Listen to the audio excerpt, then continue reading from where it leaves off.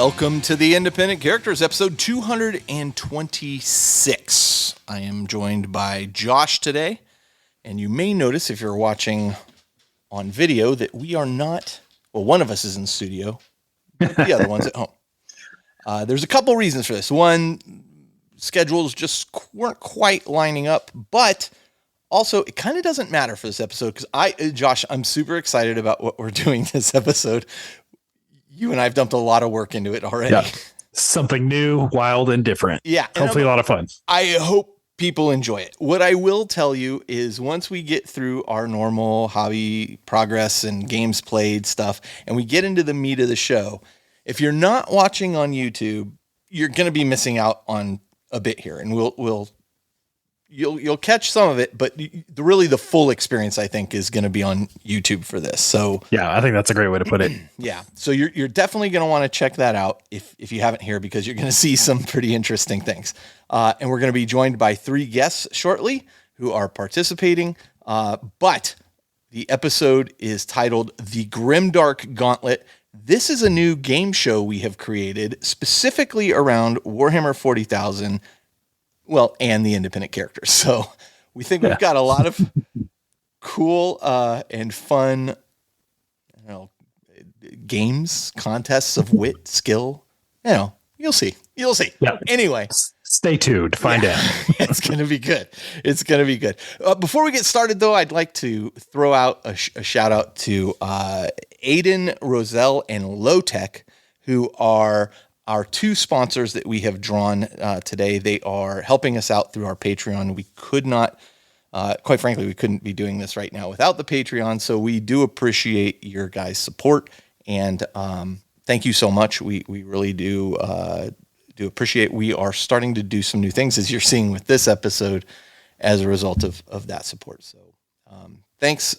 If you're interested in learning more about the Patreon, you can find links to that from our website at theindependentcharacters.com.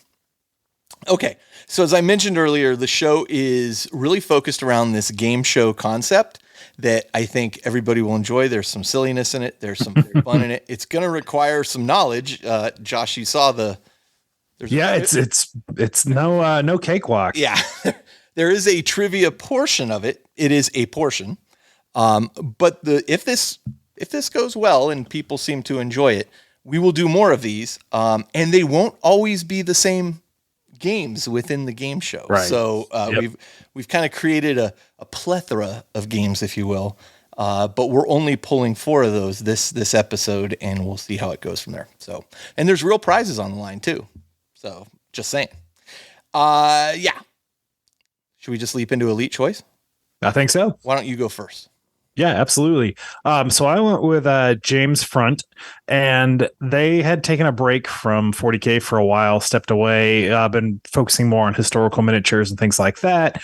But James's son came up to him and is asking about the Mad Max type figures in his display case, which of course were Necromunda figures. And then they ended up playing a game together of Necromunda, just kind of a father-son bonding moment over Necromunda, which is rad, on an amazing table with 2 great-looking gangs. Looks like Escher and Goliath, which is classic kind of boxed set for the relaunch of Underhive Showdown.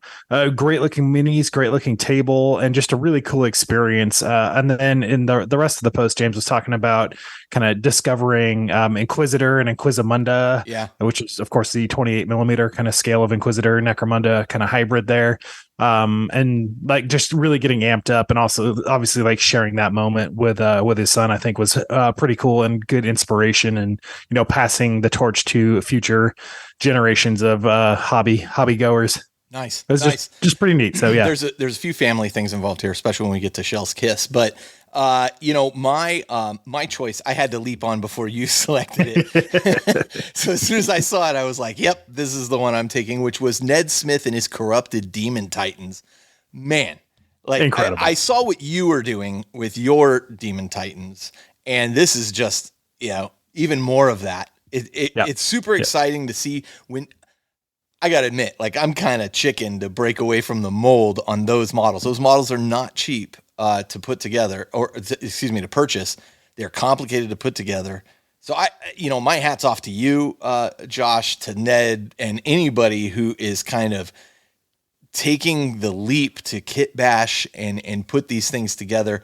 But I just thought the color schemes he used, I love the one that's floating without the. Yeah, that Reaver that's like a floating tentacle torso. I love it. It's very Dark Elder, like Chronos paint engine kind of esque to me, which is it's really neat. Yeah, super good. So as I was saying in the last episode, see, my guys aren't really chaos corrupted, and this is the proof in the pudding right here. Like these guys take it to that level where I'm just. You have literal bird heads growing out. I'm lightly tainted. You keep telling yourself that. Yeah, you keep telling yourself that. Hey, Magnus didn't do anything wrong, man. You know. Yeah.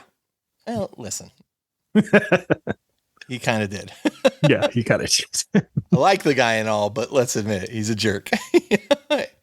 For being so smart, he's kind of an idiot. Yeah. Let me leap into Shell's Kiss, because as we were recording, Shell said, this is just before we started recording, well, when are you guys recording? I said, about an hour. She goes, oh, I have to pick my thing. But we were on a drive home yesterday, and we were on the road for like an hour and a half, and she was sitting there going, doom scrolling through the Facebook group, looking at things. What do you think of this? What do you think of that? I said, you have to pick. Like, I am not. It's Shell's Kiss. It is entirely for you. She selected, and I hope I'm pronouncing the name right, but it's Aske Emil Bregendahl, who posted a picture of him playing, or rather assembling and painting a Space Marine with his son. Now, his son is super young, 2.5-year-old. And so Shell gave me some notes on what to say. I really want to get her in here just to say it sometime. But she chose this because of the ambition and potential. Now, bear in mind, Shell is also a kindergarten teacher. So if you're looking to hit a family thing. But she said, the thought of presenting such an activity to a 2.5-year-old seems ambitious. The focus and fine motor skills required could have led to a frustration and disappointment. So the patience required on Aske's part are unimaginable. The concentration and determination on the little guy is impressive. And you can see it in the pictures and the video that he posted. So she says, now imagine if he is producing a model like that at 2.5 and he continues to be interested, the potential is boundless for future projects. Plus it reminded me of our kiddo's first model and paint scheme, the Devil Dogs. I forgot about the Devil Dogs. For those that was the chaos puddles. Yeah. They fell to chaos because they stepped in a puddle of evil, and then they were tainted. Chaos. Yeah. How do you know the taint of chaos? It's in that puddle. It's in that puddle. Don't step in that. That was my kid at like 10 years old, 9 years old, something. Oh, that was so funny. But yeah, I love seeing stuff like this, right? And we saw several of these kind of next generation coming in. Yeah. And it's always fun to watch. It's pretty, I got into not Warhammer, but I started with scale model kits when I was about 5. And this is like World War II airplanes and stuff like that. And then it was very shortly thereafter, like discovered Warhammer and Games Workshop and all their line of products. So, and here I am 35 years later. Having, been in this deep for so long now that it's just, been a part of my life since, I was such a young kid, and it's just incredible. And seeing that happen for so many people, and like my dad wasn't in the hobby or something but me and my older brother kind of got into it at the same time. But imagine having that kind of shared experience with a parent, passing it on right there. And you're building a built-in game buddy, for the next 10, 15, 20 years. Campbell from 40K Badcast. I mean, his father plays this stuff, and they still go play games on occasion, man. My dad wants nothing to do with it, which is funny because he's on the Facebook group, and he'll occasionally say some stuff on the Facebook group, or, he'll, by the way, same name as me. So it's probably hard to tell, but, he's interested tangentially, like in more in what I'm doing as opposed to there's no way. I think the last book my dad actually read was like the Steve Jobs biography. Like he reads the newspaper. He still gets the newspaper. What are you doing? Anyway. So I'm kind of jealous in that sense. And when my kid was growing up, I tried to get them interested in it a little bit, and they were initially, but not enough to continue. Fortunately, they've gotten into like role playing games and stuff, so we do get a bunch of that in occasionally, and they play with us in a couple games. So yeah, you got board games and role playing games here late in the later half of that's right, early adulthood. That's right. So yeah, nice. All right. Well, listen, let's take a short break. Let's come back. We'll do Workbench, and we'll do games played, and then we'll get into the real meat of the show. So we'll be right back.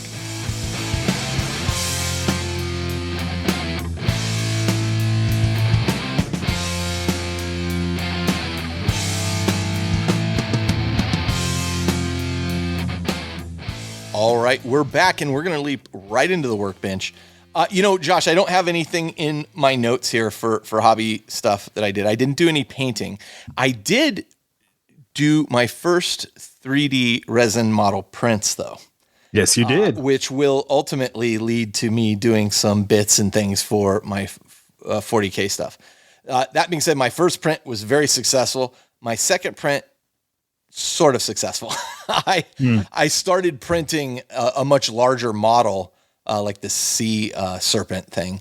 And I put all three components of it on the build plate, and it built two of them, and the third one failed. And then so I went back to print the third one again, just on its own, after kind of cleaning out the reservoir and stuff. And it failed again. Like it seems like it maybe needs a little thicker supports or something when it's that would something with supports or rotation that's causing that specific part to fail. Yeah, I think I'll give it another go after I meddle a little bit with it. But I do have to say, I appreciate your help. I appreciate Jody's help, because it's a little intimidating when you don't know it's just the lack of knowledge, right? Like it becomes a little intimidating. And I watched a lot of videos on YouTube, and there's tons of instructional stuff out there, but it helped to have somebody there who's done it to just go, okay, am I thinking right that you pour this here, this is what you do, and then you print it, and sure enough, works pretty great. Yeah. And like you have a plethora of experience doing PLA printing in plastic. And there definitely is some of that transferable just experience the slicer there, but resin's also a different beast at the same time. But it's not like I'm coming out of nowhere. It's like I have this previous experience, but I'm super excited about the potential of it. Yeah. I started looking around immediately for, what models can I print? And I got to give that a little more look-see, because I am interested in doing like bits for vehicles and that kind of stuff, add on to them and that kind of thing. Now, the nameplates you do you 3D print those? I printed them. So I ordered the files from Versatile Terrain. He sent me the files for those, and I was able to print myself. You print them, but you're not changing the name on it. He gives you the name. Yeah. Okay. So I do have, for smaller base sizes, I don't have anything for that size of the base, but for like a 32 millimeter round base or a 25 millimeter round base or something, I do have nameplates that I can modify through it's a type of CAD file in order to modify the names on there. So like what I did for Kill Team or what I do for Necromunda gang members, like I can change those names and print those out, but for the shape and size of the Titanicus plates, I had. Yeah. Okay. I put an order in for those ones and just printed them myself. What was the name of that company again? Versatile Terrain is who I went through. They're kind of the first and foremost, been very, very popular with that. I don't know if they offer the option of printing everything yourself for everybody, but because they're UK based, it's like, it's just, I've got the printer. If I can get the file, awesome. I think predominantly like to print them and then just for, I think, the quality control side of things, and then ship it to you to make sure you're getting exactly what you're looking for. That makes sense. But it worked out well for me. All right, cool. Well, we'll put a link to them in the show notes. But yeah, I'd definitely like to name my Necromunda guys too. So you and I should talk about that. All right. Yep. What have you been working on? A little bit of stuff. Yeah, so Corrupted Titan continues. Got some paint going on that one. Got all the metallics in there. Started doing the undercoating, building up from Primate Black, and then I usually will do an undercoat of gray to then start building up my purples and whites. So I've got all that is in progress. I actually did some 3D printing on that, noticing like after I had it built out, I was like, oh, it'd be really cool if one of the Lord of Change heads that's on it is like breathing kind of warp flame out of it. So I found a piece online, just a free bit that looks like a kind of a ball of fire, a breath of fire. Yeah. So printed that out, and that's stuck it in one of the Lord of Change mouths and put a tongue in the other one, and it's having a cool option of just being able to kind of print those custom conversion bits. I'm integrating a bunch of the what did I say, spirit hosts bits to kind of look more like warp possess or warp souls floating around the Titan, and actually ended up finding additional models of these and 3D printed those as well, so that I would just have a plethora of them to choose from, some like little kind of warp explosions, and then more just like spirit host type looking things, just warp entities that are going to be kind of swirling around this Titan when it's all said and done. Gotcha. So that continues to be in progress. Hopefully I'll have it done. That again, I'm working towards that for an event that we're going to in just a couple weeks, three or 4 weeks now. So I do want to have that wrapped up, hopefully by next episode. It's in pretty good shape to get there. And then I also borrowed a bunch of the Speed Paint 2.0s from you, the Army Painter Speed Paints, the and Army took Painter those guys sent those over to us to take a look at, and it's a huge box of them. It's the full set. That's a lot of paints in there. Yeah. So I took those for my first test drive with some models that I had 3D printed for D&D specifically. Mm-hmm. So it's a Shadow Dark game that Jody and our other buddy Matt is running. So I have a roster of characters, because you go through characters potentially very quickly in that compared to your traditional campaigns of D&D. But what I did get to do is I did kind of a modified slap chop. So I did a Zenithal primed to black, did a Zenithal highlight of gray, and then did a very light dry brush, because these are kind of fiddly resin models. I didn't want to do a very heavy dry brush. I did a very light-handed dry brush of white and kind of those just more natural highlighted spots, and then speed paint on top of that, and was pretty happy with the results that I was able to get relatively quickly. Did you? The main complaint about the first line of them was reactivating when you were painting over them. Did you have any issues with that? No issues with reactivation. The only thing too, as you can see in the photo there, is I did go back and added some highlights onto the skin specifically. Just because my light-handed dry brush wasn't quite enough to get the detail that I was looking for. Just with the paint alone, again, and that's also partially because these are just fragile resin models, so I wasn't not very heavy-handed with my dry brush on those. But yeah, so just the paint covered extremely well. The saturation is pretty good. Like those reds and browns, especially. I was like, I will absolutely, and even the metallics. I was really impressed with how well they covered. I haven't used the metallics yet. I used 2 golds, a silver, and a steel. There's like a polished silver, armor gold, some kind of like loot gold. I don't remember if that was the exact name or not. They all covered really well, and it was single coat. Looks great. They don't shade quite as much as the other speed paints, so like I might add a little wash into those ones. But the coverage, it was still incredible. Like very high pigmentation. I love having the little agitation balls built into those dropper bottles. So you just give them a shake, and it's really doing some work there. And then just I got to tell you, I'm a fan. I'm a fan, and honestly, like had I not been sent the set, if after having played with them like I have, I would buy this full set. Yeah. It's useful. It's so I have 2 more. In fact, if you and I want to go halves, we could buy a whole nother set. Just split the cost, and then we both have one. That's not a bad idea. Yeah, because they're great. I've really become a fan of that, like slap chop or even slap chop modified method. Yeah, and I've played very little with contrast paints just because I've been painting for 30 plus years. Right. So like I really have my recipes and techniques and all that kind of dialed in. Yeah. So for me, it's like I don't want to reinvest into a system because I have all these, paints existing, and I have my techniques and just kind of my workflow. But did you find it to be fast?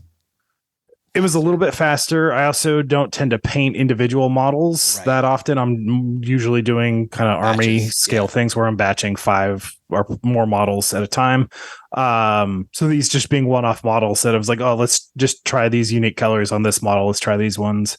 I think the real kind of selling point for me is going to be I'm doing 2 more D&D models that I'm printing out as we speak, and then I did prep while I was doing this. I prepped all my my Warcry warband. So the nice. Okay. I'm blanking on the name right now. Something the True Blades, Asgargan True Blades, the vampires. So I had already done a brown base coat of those. So, and this was before I had got my hands on any of the speed paints. So I actually went back and then did kind of a zenithal bone, and then a white dry brush on there. So it's still the brown base coat, but then a zenithal bone, and then kind of the white dry brush on there. So they're prepped and ready to go to apply paint, and that is going to be more of like how I would traditionally paint a force, where it's, I think it's 7 models that are going to have a kind of similar cohesive color scheme going throughout. Right. And if this works as well as I have experienced thus far, then I'll be like, oh, that's, that will definitely save some time. Those D&D models are good, dude. I'm a slow painter, slow and methodical. So it did help speed up a little bit. And if it can do that across a large thing, like I probably won't use it for Marines, just because the Army's in progress and kind of well established as well. Dialed in. And Marines aren't necessarily the best models for that. Just the shape of the physical size and shape and recesses and things like that. But I'm telling you, like, through an airbrush as a filter on Marines, it's amazing. Like, once Caleb opened my eyes to that, I was like, oh, wait a minute. There's a whole lot of applications I can do. And if I had to do it over again, because I've looked at the Tyranids, and if the thing is, I can paint Tyranids better than my Tyranids are now. Yeah. If I had to do it all over again, I would totally go this route, using them through an airbrush after, doing all the highlights as necessary. And then, and man, I could get some really great looks. It's actually gotten me to the point where I'm like, should I just restart my Tyranid? But I'm not going that route. With the new stuff, but I'm also just like, I love them as models. Shell and I were talking about this actually on the way back, because she's like, I don't want to play them, because she had looked at some people's Tyranids, and there's some great ones in our community this last couple weeks, and she's like, I don't know that I necessarily want to paint them, but man, they're cool looking. And I said, my problem with playing them is I just lack this attachment to them for the most part. But I have had some of my best games. The game that we keep talking about was I was playing Tyranids, so I don't know.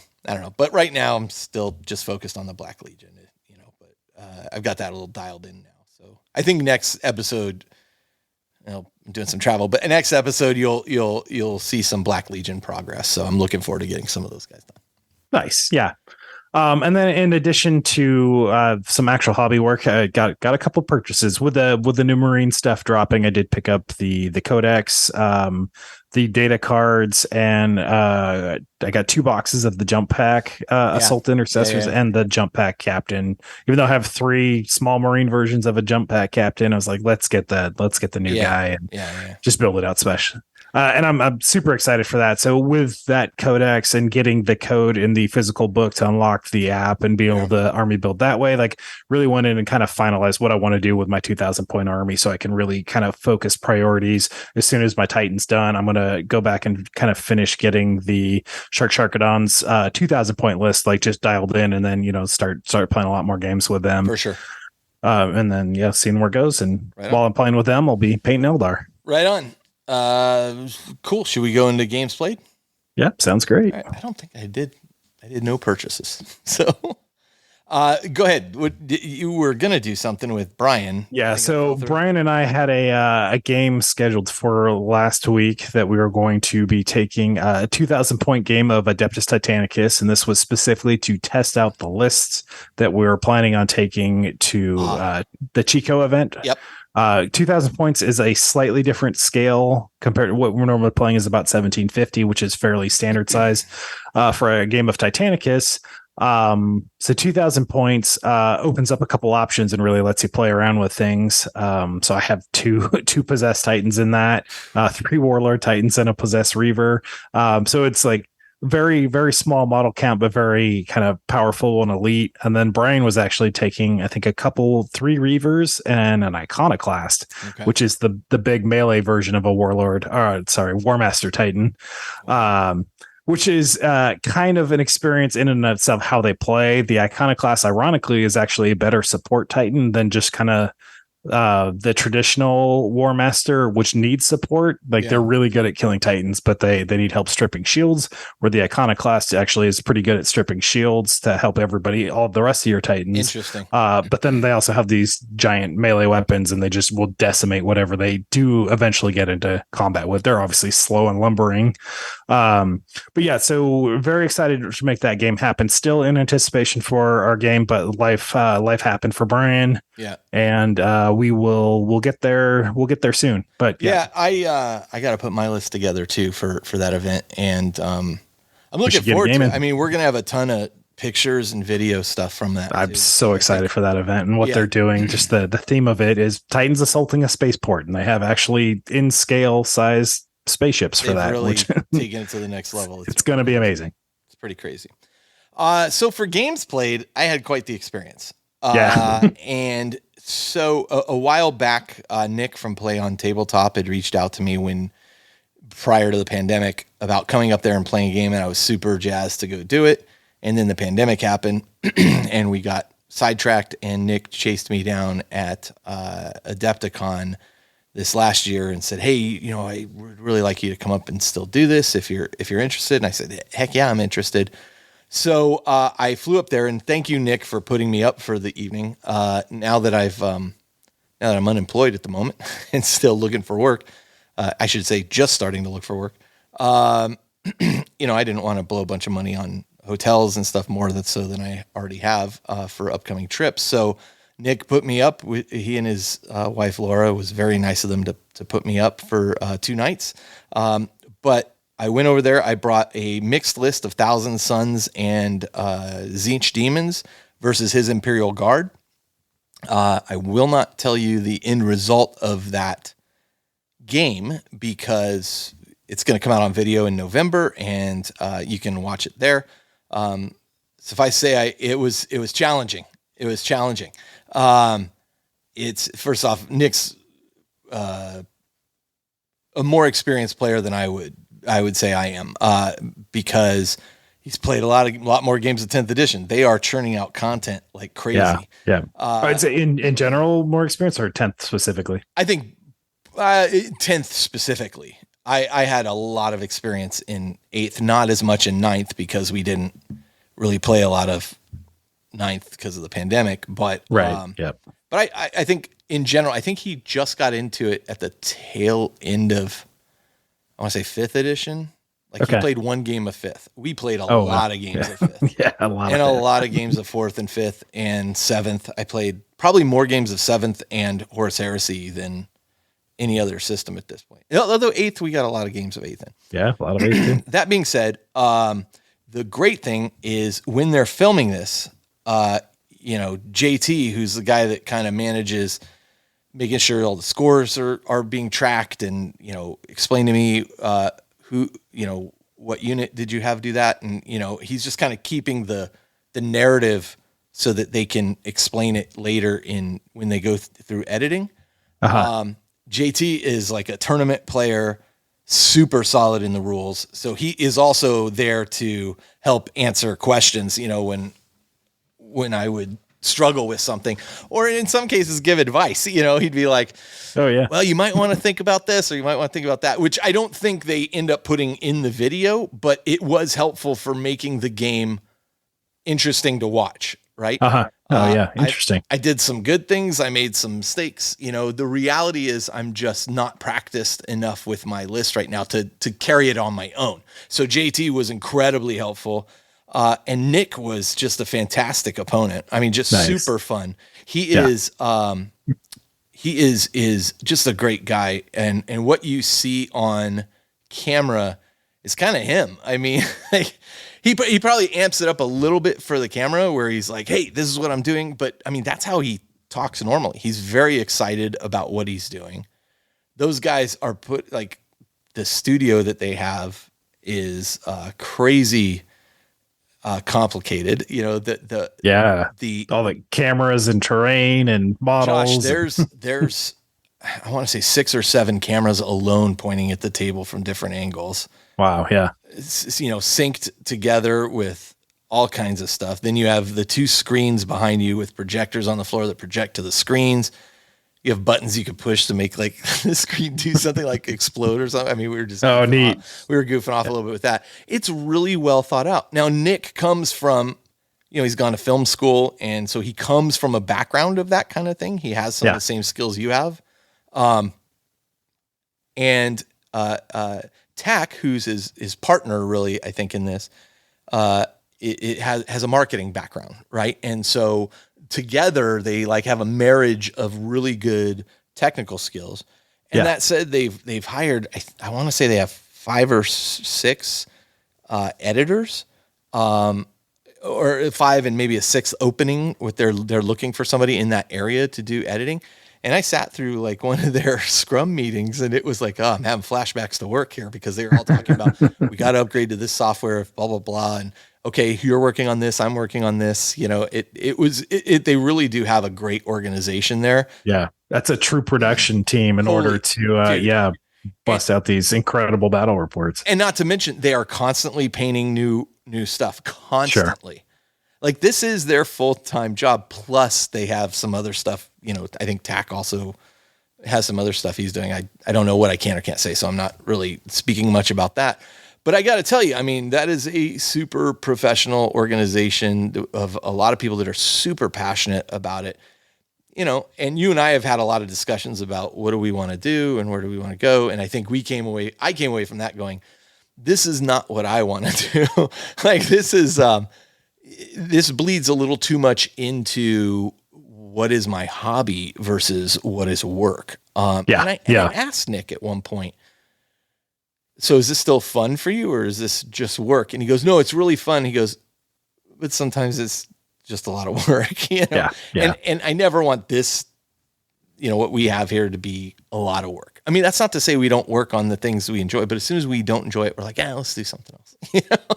Yeah, that's totally agree. Not even the show. I mean, like, show concepts. Like, we've thought about, hey, we should do a show on this. And we're like, do we really want to do that much? That's a lot of work. That's a lot of research right now. You know, I mean, and so, you know, you have to find a happy balance for yourself and what you enjoy. But this is, I mean, and also the other thing I talked to him about, and we're going to have Nick on, actually, maybe even Tack, or maybe Nick and JT, or whoever, you know, over there would like to join.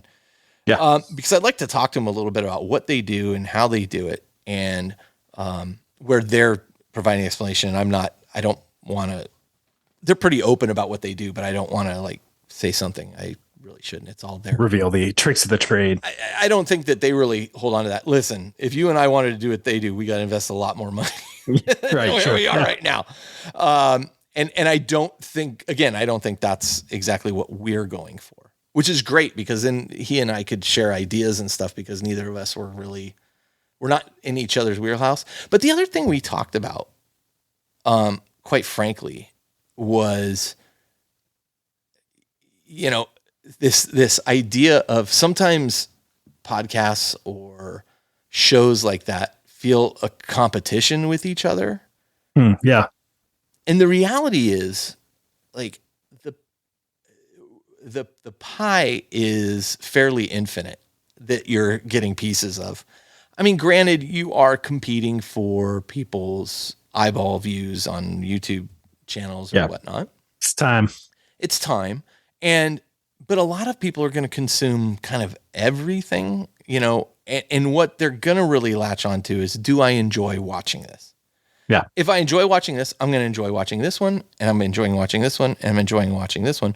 I'm going to watch all 3. I'm not going to do away with one at the behest of the other. Right. I'm under no illusion that people don't listen to other podcasts. They should. You should go listen to 40K Badcast. I love it. Like, I love 100%. Those guys. I love those guys to death. You know, they're wonderful guys. This is why we get along. Like, those guys and us get along, because they're great guys, you know, and we share a common bond. You know, go listen to a plethora of other podcasts. there shouldn't be this competition. The community is too small for that. Right. Yeah. And that's one thing that always used to really bug me. And I think it bugs Nick too. And so Nick's like, we don't have any, like, we bring other shows in here to like play with us, and then they go try to emulate or do whatever. And they're open about it. But they're doing their own thing, and they have like their own direction. And I think, for anybody thinking about starting a podcast or a YouTube channel or something like that, how are you going to do it that's different than everybody else? Yep. How are you going to distinguish yourself, differentiate, stand out, etc.? And that's true of anything you do, right? And make it entertaining, right? I mean, what are you going to do that makes it yours? Yeah. I mean, it's I think that's the key. And if you're having fun, that fun comes through. Like it absolutely comes through, which is why I'm looking forward to like our next segments, because we spent so much time prepping for them. I think they're going to be really fun, and I'm curious to see what people's reactions are. But man, I had a great time. Now, yeah, that's fantastic. Just some of the behind the scenes and production shots that I was sending you pictures. That you sent in while you were telling me about the trip. It sounded like just a great time. It was. And there's no buts. Yes. And it is a long day of shooting. Yeah. Yes, absolutely. We got to the studio that they rent out. And they have like a deal on how they get the studio and blah, blah, blah. Cause I've been curious about what would it take for us to like rent just some small space, and we could occupy that space with our stuff. Yeah. But we got there, I want to say about 9:30, if I'm remembering correctly. And we started playing. We got like everything set up and prepared. And I think we started playing around 10:30. We obviously broke for lunch. We finished up and went to dinner at 8:30. Wow. So yeah. It was a long day of Warhammer 40K. With breaks, but that's almost a 12-hour game. Yeah. I guess 10 hours if you started at 10:30, but yeah, because you are playing your round. Yeah. The first thing we did was record kind of like the interview section where it's like, here's what I'm playing, and here's who I am, and here's what I'm hoping, and blah, blah, blah, blah. And then between each round, we would then go over and talk about, okay, well, this happened, and I wasn't expecting this, or this went really well, and now if I can just capitalize on, here's what I'm thinking of doing next round, or what I'm concerned about. The kind of in between round catch up and touch base. Right. Then you go back to the table and you're playing again. Then it's back to the thing, then back, and then finally we finish the game. And then Nick would normally the next day film the armies, and he does like this really cool like job filming the armies with like little, humidifier, like steam machine, like smoke got a little smoke machine. And he films all that and sets them up in different ways to film it. That took another hour or so.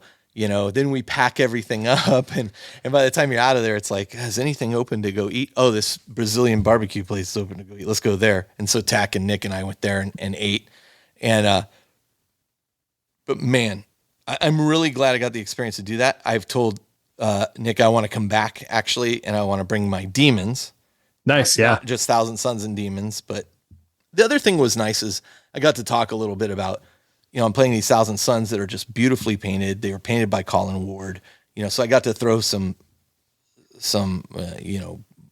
little community love out there for Colin. And my demons here were painted by Dave Paints out in Europe, blah, blah, blah, in UK. And, I'm in love with both these armies. And so I think next time I want to bring demons, I love showcasing like the Lords of Change and that kind of stuff. So yeah. They're such a fun army to play too. They are super fun. They're super fun to play. And I don't have to worry about what's the AP on. Yeah, I don't care. Thank you. 4 up all day. Yeah. I will say, in playing the game, like I forgot some of my abilities sometimes, like things would happen and I'd be like, oh, I should have been re-rolling ones on that, or what have you. I did better than I've done before. I need more practice, obviously. But again, I was getting assistance from JT there, helping me out. And, the Thousand Sons have a complex, kind of And from what I more hear restriction you competitively, have to like do. Magnus is really kind of a linchpin there. Yeah, and I didn't want to That bring unlocks Magnus. a lot of things, right? Which is that's such a huge investment in the army. I did Just bring on Araman, who I did not okay. realize previously. He has a pretty amazing power that actually lets you pull any one of your Cabal powers once per game, Oh, regardless neat. of if you have points or not. He can Oh, just use yeah. that came in clutch at one point. Late game, especially as your other sorcerers are dying off, you Oh, can still the bring in some great big stuff. the great one is you pick a model and you're like, that model does not get any saves. Yeah. Wow. And it's like, now light them up. Yeah. You know. Shoot it up. Yep. How did you like the combination of the list? Thousand Suns and Demons. Love it. Right. I Nice. love it. Cool. The pink horrors are fantastic objective holders. Yeah. You know, there is a moment in the game when you go see it where I used a unit and kind of wasted their potential for a couple turns. And I was like, I really should have been doing something like, and I realized later, I'm like, I really should have been doing something else with these guys. This was stupid, but at the time it seemed like the right thing to do. So I'm not, listen, Hey, you learn from every game. you learn from every game, but I think I learned a lot from that game.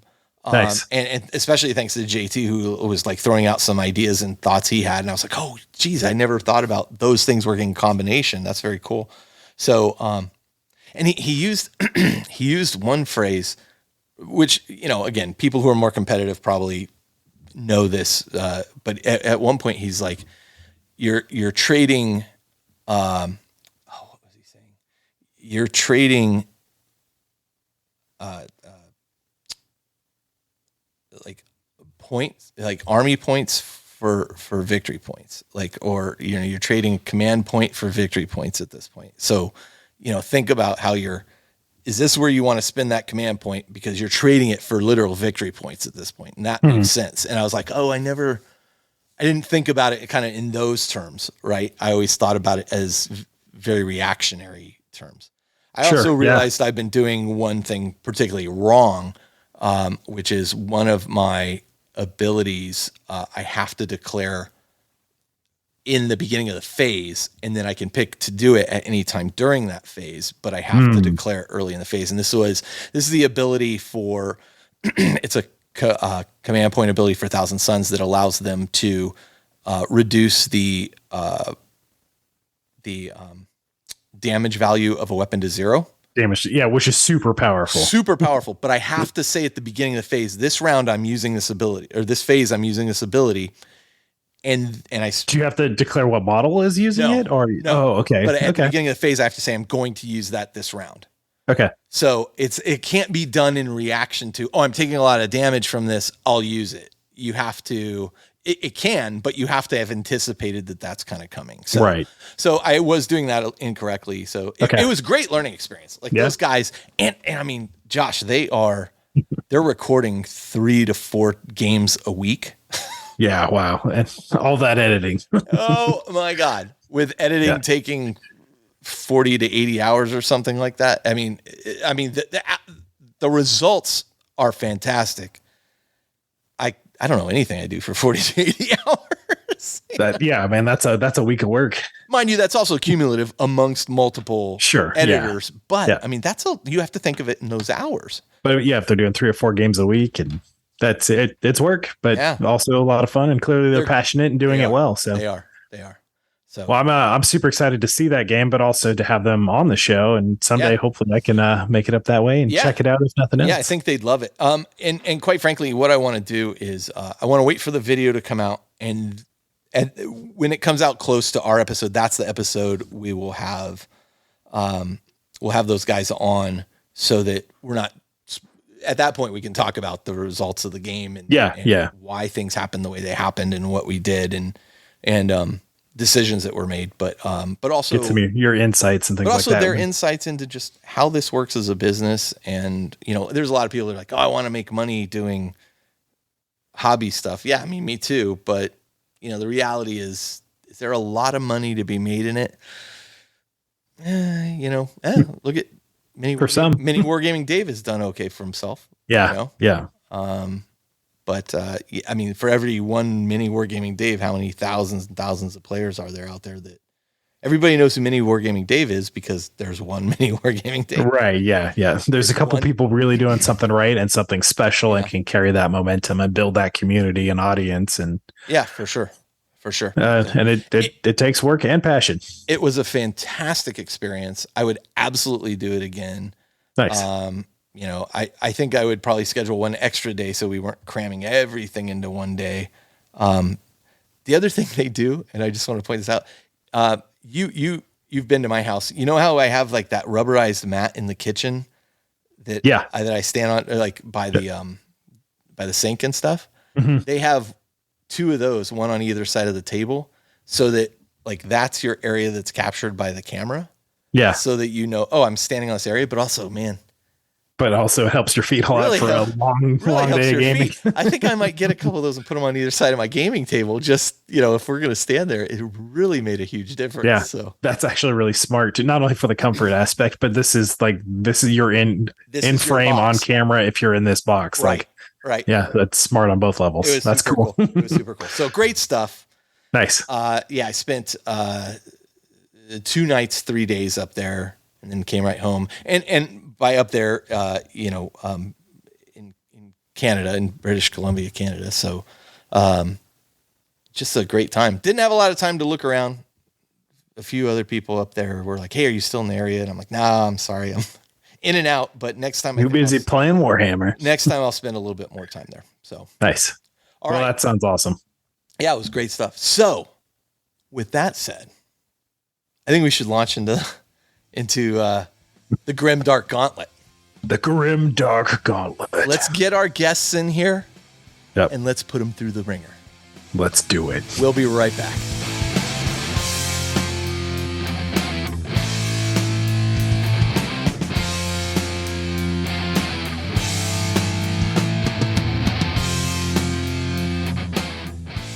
Gentlemen, welcome to the Grimdark Gauntlet. In a universe teeming with endless war and boundless lore and intricate strategies, only the most dedicated emerge as true champions. Welcome to the ultimate test of Warhammer 40,000 knowledge and fandom. Here, contestants will face a gauntlet of rounds, each more challenging than the last, drawing from the grimdark vastness of the Warhammer 40,000 universe and in in-depth discussions of the Independent Characters podcast. From the immaterial depths of the warp to the echoing voices of our beloved podcast hosts, myself and Josh, this game will probe the limits of your knowledge, dexterity, and passion. Only the truest fans stand a chance. So with all of that out of the way, let's begin with our introductions of our challengers. So challenger number 1, Dave Gormley, we have met several times at Adepticon. Why don't you give us a quick introduction of who you are, where you're calling in from, and how did you get into Warhammer 40,000? All right, so yeah, I'm Dave. I go by Grinial Vex on all the internet things. You can find me in the Discord. I kind of live there. I am from the part of Chicago that's actually Indiana, and if you know what I'm talking about, find me so we could be friends, because I need local friends to play this game with. I got into Warhammer probably around 92-ish. I was a sophomore in high school in an art class, and I was already deep into D&D and just role-playing games in general. I'd already painted some minis, and the guy that sat next to me in class dropped the Realm of Chaos, the Lost and the Damned on the desk right in front of me and was like, dude, you got to look at this. Like, put away that D&D crap. This is it. And just flipping through the pages, like I was gone, like just part of the Lost and the Damned right then and there. And then I've been absolutely obsessed with Games Workshop and Warhammer ever since. I mean, I'm kind of a little bit into orcs. If I don't know if you could tell, I've been an orc guy forever. Like initially chaos, but then as soon as I found orcs, that was all bets were off. I can tell by the axes behind you on the wall. And so He's this was my first codex right here, and I mean, come on, this stuff is awesome. But yeah, that's pretty much me in a nutshell. All right. Well, Dave, welcome, Dave. Your wits will be challenged today. And now we're going to talk to our challenger number 2. Let's talk to John Paul Crouch. John, where are you hailing from, and how did you get into Warhammer 40,000? So I'm from Little Old Wenatchee, Washington, up near Lake Chelan area, if anyone's ever heard about that. No. Only because I shipped a model to you like a year ago. You did. That Repulsor Executioner has seen work. It's doing great. Nice. Awesome. Warhammer has been kind of nebulously present throughout most of my life, but like I always thought it was weird when I was a younger kid. And I find that kind of funny that like orcs and space marines, that doesn't make sense. Fantasy, sci-fi, whatever. But what really got me into it was my previously science teacher in high school when I was in college showed me Astartes. And that was just like a mind explosion of like, I got to get into this. And I think his direct quote on that was, "Oh, I've created a monster, haven't I?" So since then, through college, I was buying some models and doing stuff. Started Ultramarines. I also picked up a pretty big army of Death Guard from someone from the ICs. And then I also have started on Votan as well. Oh, wow. All right. I love my little space dwarves. All right. Fantastic. Fantastic. Yeah. John, thanks for joining us. And last but not least, challenger number 3, Dustin. Tell us where you're calling from. So I'm from Indiana. I'm from South Bend. Nobody knows where that is until I say Notre Dame, and then people go, "Oh yeah, I've heard of that place." I don't even know where Notre Dame is, so good. Good, perfect. I didn't actually know Warhammer 40,000 was a game until about 4 years ago. Oh, okay. About 4.5 years ago. I thought they were books, and so in like 2005, 2006, I started reading the Ragnar series, like the Ragnar Omnibus, and I didn't have a store locally within 45 minutes of me that carried Warhammer stuff. I just didn't know it existed. Yeah, interesting. So to me, it was a book series that I really liked. Like, that, the Soul Drinker Omnibus, the Imperial Guard. Like, I just thought it was fun. Big dudes shooting other big dudes and chaos and all that. And then it was a video game franchise, and I thought that was really cool. And then my buddy reached out to me again about 2019 and said, "Hey, did you know this was a game?" I said, "No." So we went to across state to Illinois to go to a Games Workshop store and did a demo game of 8th edition, and came home with a Space Wolves Codex, and then kept buying more and more and more forever. As it get you. Yeah, I was like, judging by the display cases behind you there, you've had a busy 5 years. That's right. Yeah, that's right. Space Wolves, Orcs, World Eaters, Chaos Knights. Well, we will talk more after the game, but let's launch into game 1, the Orc-tastic Trivia Takedown. Wah. Yes, wah indeed.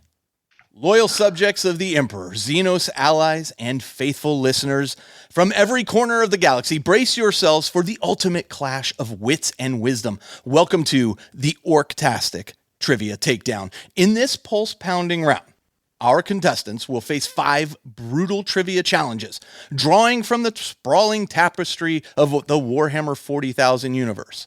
But that's not all. True mastery in this takedown requires not just an encyclopedic knowledge of the grimdark future, but also a keen ear attuned to the insightful musings and spirited debates of the Independent Characters podcast. Do you remember the episode where they dissected the tactics of the Tau Empire, or the deep dive into the treacherous politics of the Imperium? Well, you better.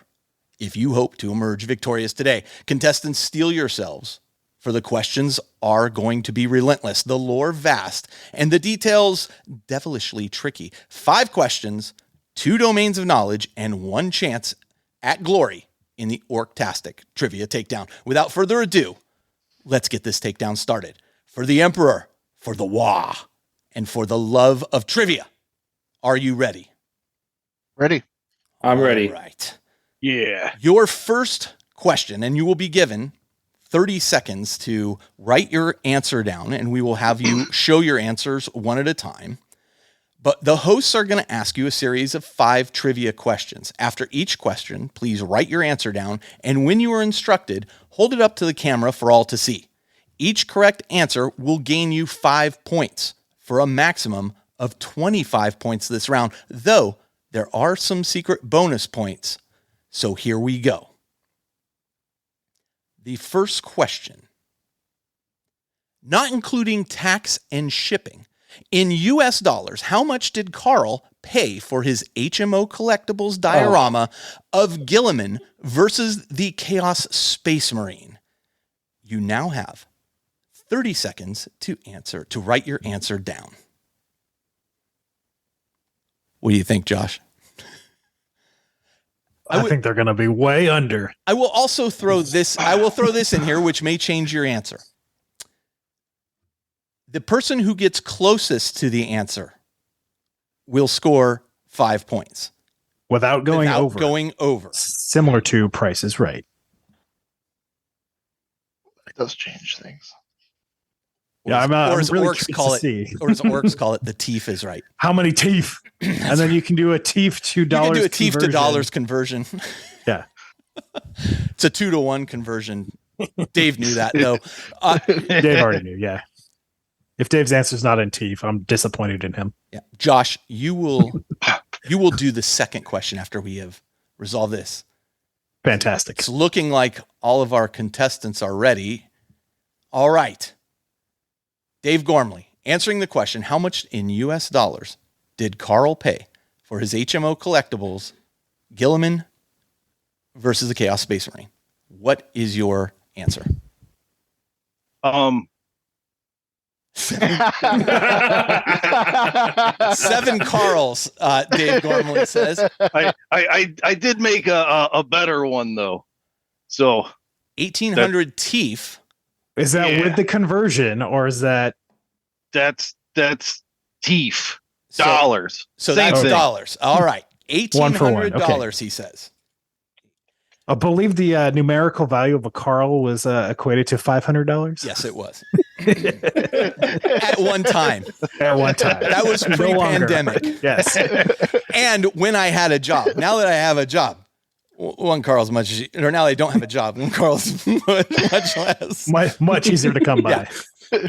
John Paul, what is your answer? I remember the topic of conversation, but I could not remember the number, but I want to say $275. An interesting answer. John Paul said Question. $275. His answer poses a question, so I don't think he's particularly sure. Dustin, what do you think that HMO collectible statue cost me? Other than I think some it points was. in my marriage. It's $499.99. $499.99. He did follow the Price is Right dollar convention there, Josh. Josh, as you know and I know, the actual answer is $1,098, which makes Dustin our 5-point winner there. Dustin takes a commanding 5-point lead. Had Dave done a 2-for-1 teeth conversion, he'd have been good. Been on, right on the. He'd have been good. That's why I asked for clarification. I had not purchased the model, the diorama, which is quite large, by the way. I had not purchased it, and then it was sold out, and I had sworn that if I'd had the chance again, I would buy it. And somebody messaged me and said one just came up available for sale. That was the cost of that model. And I'm still wondering why I did it. I would have done the same. Josh, are you ready for question number 2? Contestants, Are you ready for question 2? Writing implements at the ready? Ready. Paper ready to be scribbled upon? Okay. Question 2. The stories of Inquisitor Gregor Eisenhorn are written by one of our favorite Black Library authors, Dan Abnett. Eisenhorn's most famous investigation was the pursuit and elimination of the heroic Inquisitor Coaxus. Heretic. I never know how to pronounce Not heroic. Heretic, yes, of course. I know that from playing Inquisitor. During the investigation, there is a disaster that takes place during the parade on the Thracian Primus Triumph. During this atrocity, Eisenhorn's interrogator is horrifically injured and nearly killed. What is the full name, first and last, of that interrogator? And we will give you 30 seconds to write that name down. This, by the way, one of Shell's favorite novels from 40K, I think. I think she quite enjoyed it. And in fact, it was one of the first novels she read. Right under And the... What are I think it was the Night first. Lords? Yeah, she loves the Night Lords. I think that's her favorite. But the Eisenhorn, and I remember her, Dan will write stuff into it. Like he'll be like, oh, he used the Vox. And Shell would be like, what's a Vox? I'm like, keep reading. And then they'd go, oh, it answers it right here. Like he sometimes. He just made up that word and now it's in all the lore. That is a lexicon word now. It is fantastic. Yeah. I see Dustin. I should have started Eisenhorn last month. You should have started it years ago, my friend. That is a fantastic series. I went for the other Dan Abnett series. I went for Gaunt's Ghost. Oh, you know what? Yeah, I put that it's one hard to off go around for a long time, and that is a good one. I just listened to the 40K Badcast, and they talked about this. I haven't read it, and I am kicking myself. I mean, I'm very confident. Okay. Well, we will see. You know what? I'm confident like a grot going into the worky bits right now. Oh, that's pretty good. But I have read it, and my son has read it, and I think I read it a second time, and I think he's read it like 2 or 3 times. Well, you should know then. And if everybody has their answer down, let's begin. Well, this time we'll start with our leader, Dustin. Dustin, tell us who you think the interrogator of Gregor Eisenhorn that was horribly injured. What is his first and last name? Obviously, it was Danforth Saxby II. That hurts. That hurts. Dustin may have a tie by the end of this. Let's go to John next. John, you are incorrect, Dustin. If you didn't get that from mine. No, I picked that up. No, I just got interrogator down because that's all I know about his name. Oof. But we told you it was an interrogator. All right, you know what? You're lucky I don't take points away for that, John. Dave, this is your moment to shine. You've read it twice. All right. Save us. Is that it? Gideon Ravener is correct. Dave gets 5 points. 5 big points. For In Dave. hindsight, that's actually very obvious. Yes, interrogator Gideon Ravener, a incredibly powerful psyker, is injured. For the first 10 seconds, I just kept thinking it's the guy that's an egg, and I couldn't write that down. And after this, he is then kind of entombed within a floating mobile coffin where he can then take control of his various acolytes. So yeah, fantastic. Justin mentioning Ravener out the gates there. I was like, oh, he's got this question in the bag. Man. I knew about Ravener. I didn't know he was an acolyte. One of my favorite series. All right, we are currently we have Dave and Dustin. Dave and Dustin sitting at 5 points a pop. So let's go into our third question. Are you gentlemen ready? I hesitate to use the word gentlemen, but are you guys ready? Yeah. Well, here we go. During the Great Crusade, there was a vast orc horde which came close to defeating the legions of Horus, Rogaldorn, and Mortarion during the Battle of Gyros Thravian. The orcs would have been successful had it not been for the direct intervention of the Emperor and his Custodes Guard. Gyros Thravian was an orc stronghold planet and home to what massive black-skinned orc warlord?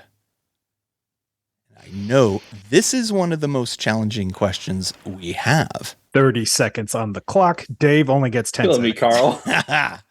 because he's half orc. The interesting thing here, Josh, that in researching some of this, I guess I didn't realize, or maybe I'd forgotten, and Dave is going to know this, is that as orcs are effectively immortal, and as they get older, their skin gets darker. So if this guy was black skinned, he'd been around a long time.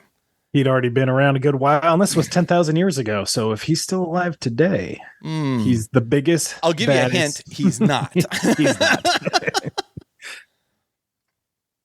He is not. That is a clue in and of itself. That is true. Oh, That's the sound of exasperation right there. We see the sweat and the perspiration as the cogitators are running on all pistons. Smoke coming out of the ears. All right. I think that's about long enough. Gentlemen, are you prepared with your answers? We will first start with our local and remote orc expert, Dave. What have you answered? I answered Dustin. oh no! Okay. I haven't read those books at all. I have no idea. Well, here's another piece of trivia. It's not in any of the Horus Heresy books. So it's from the Visions of Heresy series, which is a big print book. So John Paul. This is a deep cut. Yeah, this is a super deep cut. If somebody gets this, I'm going to be impressed. Figured I should come up with an orc name just to throw a Hail Mary. So I'm going to go War Boss Teef Grabba. Close again. So close. But also so far. That is a solid name for a Bad Moon War Boss. That is true. That is true. And Dustin, what do you have for an answer? Nothing. Nothing. I could not even speeding myself up. Well, you know what? I'm going to torture you guys and not tell you the answer. Just kidding. The actual answer. No. The actual answer is Garkul Blackfang. And he was a massive orc, which ultimately he was beheaded in battle. So, all right. Question 4. Josh, I'm going to do this one because I really like this question. And then what we will do is you will roll in with the last one. I was looking forward to talking about myself in the third person here, but you know what? It's yours. All right, here we go. Josh plays a faction of Space Marines he lovingly calls the Sharkadons. This force actually goes by 3 different names, with one of the original being the Space Sharks. What is one of the 2 other names this Space Marine chapter goes by? You only have to give us one of them. Do I have to spell it correctly? It does not have to be spelled correctly. As long as it's recognizable. As long as it's recognizable. We'll give you a point. Fair enough. Yeah, and that was actually something I thought about originally, Josh, was will they have to spell it correctly? And I thought, we're mean, but we're not that mean.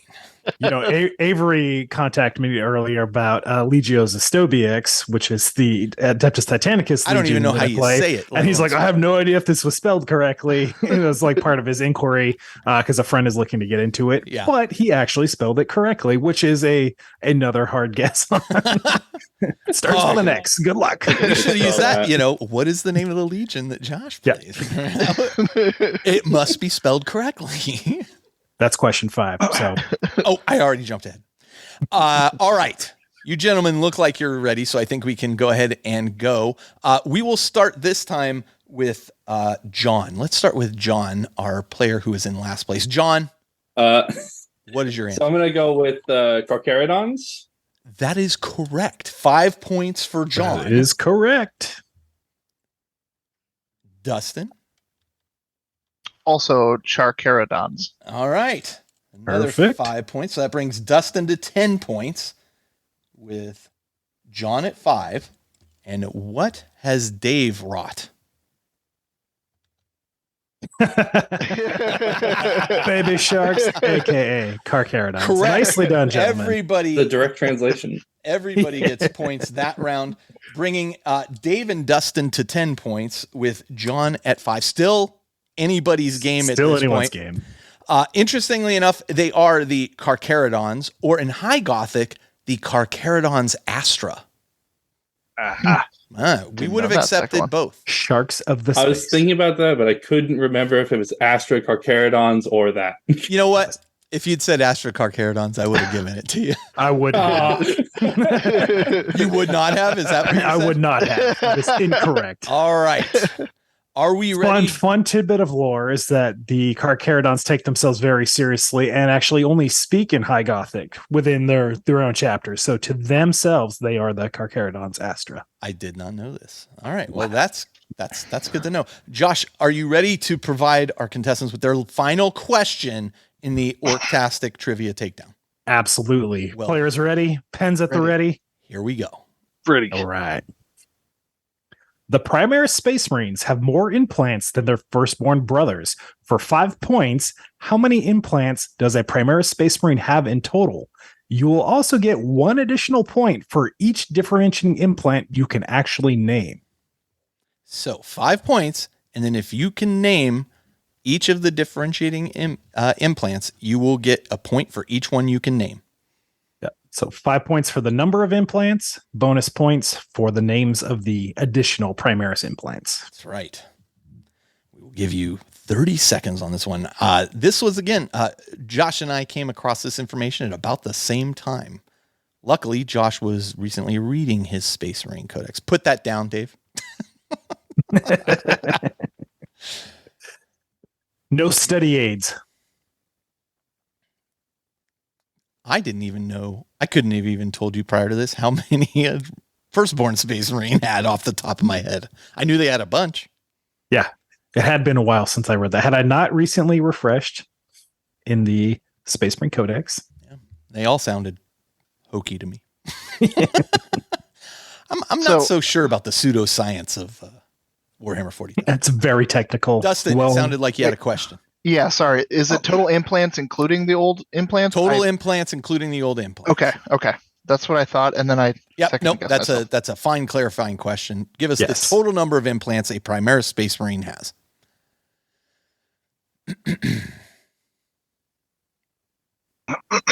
We'll give you. Right. Dave looks confidently ready. I think Dave's just written a number down. I'm as ready as I'm ever gonna be. He's got a spoof answer and a very serious answer. Oh, and I can tell. I like the cut of his jib. One of those is correct. All right. I think we're coming up just about on the time.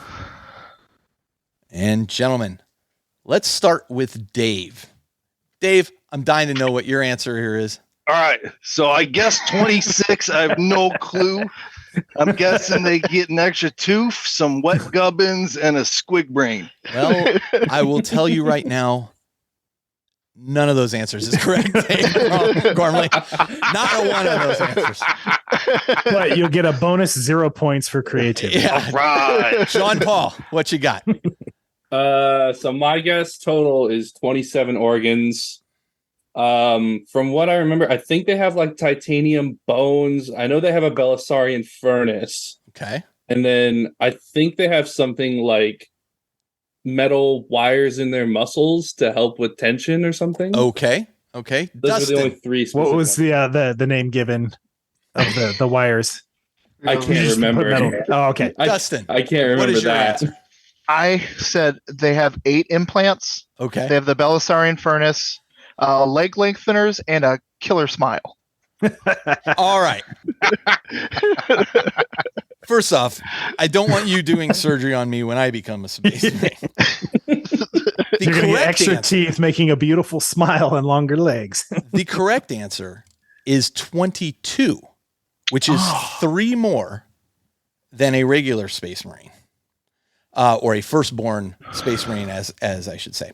Now, interestingly enough, 2 of you did have list some bonuses here. The Belisarian furnace as one of the implants, and that is a correct bonus point for John and Dustin. Yep. So that's going to bring John to 6 points and Dustin to 11 points, Hey, which edges out Dave. Yep. However, That just I means think, we don't have to drive to Michigan City and fist fight I to break the tie. That's that our is middle the point. tiebreaker. However, John, you were so close because what you were trying to say was the sinew coils. Yep. You were so Oh. close, though. You are right. That is what they do. And the Yeah, other one that- is the Magnificat, which I think is actually a thing between the heart chambers that allows them to utilize the full ability of their dual hearts or something along those lines. Who knows? Who knows? It's all crazy talk. Well done. As we enter the second round, so we have just completed the Orctastic Trivia Takedown. We are sitting, and Josh, correct me if I'm wrong, Dave is at 10 points. Dave at 10 points. Dustin, our leader, is at 11 points. Dustin with a narrow lead of 11. And John pulling up the rear at 6. That's correct. All right. Well, gentlemen, you have done better than I would have in our first round, but our second round is really going to separate the orc from the grot, if you will. Game 2 is called The Lineup, and each round is worth, well, we'll get to that. But initially, these first 2 rounds of it are worth 10 points. We will play 3 rounds. The third round has some extra points involved. We will start. Loyalists and heretics, welcome to the round that celebrates not just the might and lore of the Warhammer 40,000 universe, but also the craft, artistry, and resonating voices from the sanctums of the Independent Characters podcast. In this corner of the galaxy, we don't just value brute force or raw knowledge. No, here, precision is paramount. Whether it's the delicate touch needed to highlight a Space Marine's power armor or the intricate shadowing of an Eldar's face.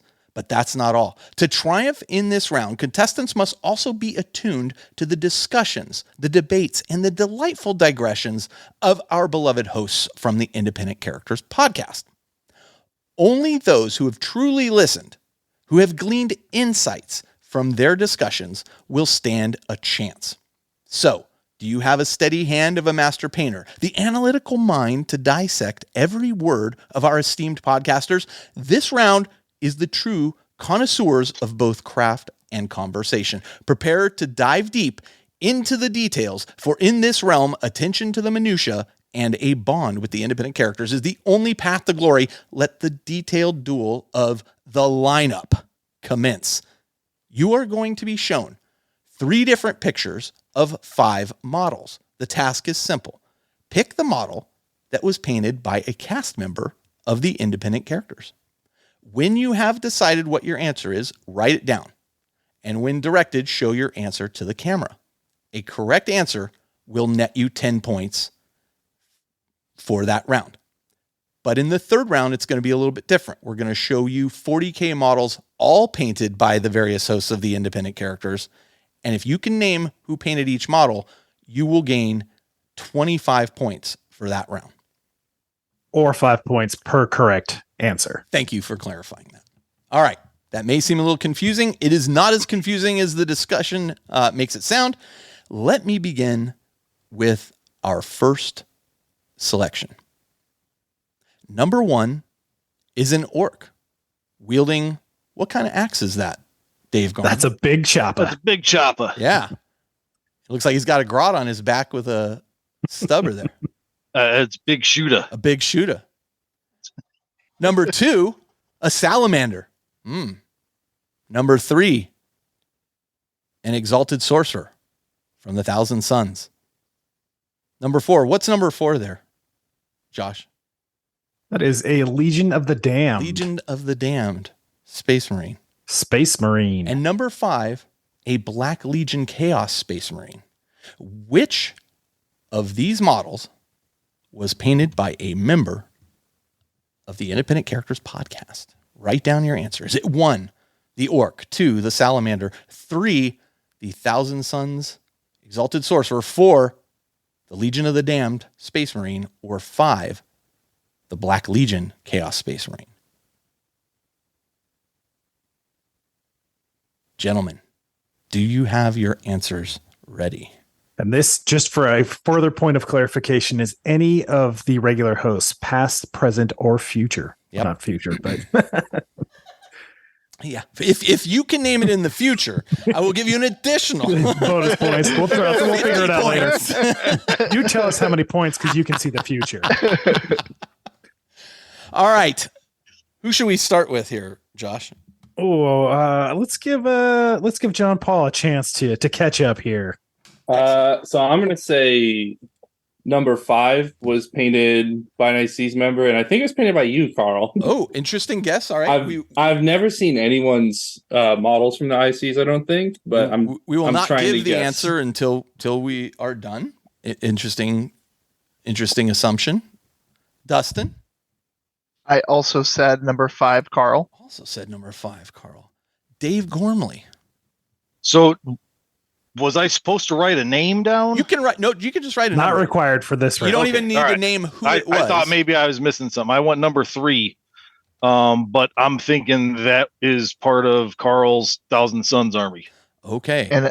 And yeah, I think that too, but I think that was Colin Ward that painted that. Dustin, you are correct. It was Colin Ward that painted that. That was not painted by a host of the Independent. That was a ringer. Oh, well done. Unfortunately, none of you are correct. None of you are correct. Number 4, the Legion of the Damned Space Marines, was painted by myself and used with my Ultramarines army for quite some time. I even wrote a tutorial on how to paint flames for that. See, I couldn't remember ever hearing about a Legion of the Damned model on the show, and It's I dead. totally forgot Carl doesn't paint his own models anymore. You will be surprised. Till the future. Yeah, Dave, keep that thought in your head. Let's see how many points you're about to lose. I Minus was 5 trying to points for fish insulting Gold me. Sharpie trim. That one does harken back to days of yore for sure. When That Carl is- was playing Ultramarines regularly. That and is Legion true. of the Damned. Oh, and was I a loved them. regular You know what I occurrence. loved about them was they eliminated cover bonuses with their weapons. Oh, it was so good. It was Especially so good. in 5th edition when cover was everything. Oh, I loved that unit. I'd arm them with a plasma cannon. I had that sergeant that you just saw there had a plasma pistol. It was awesome. It was awesome. All right. Well, that's okay. That's all right, gentlemen. You've got a chance to redeem yourself.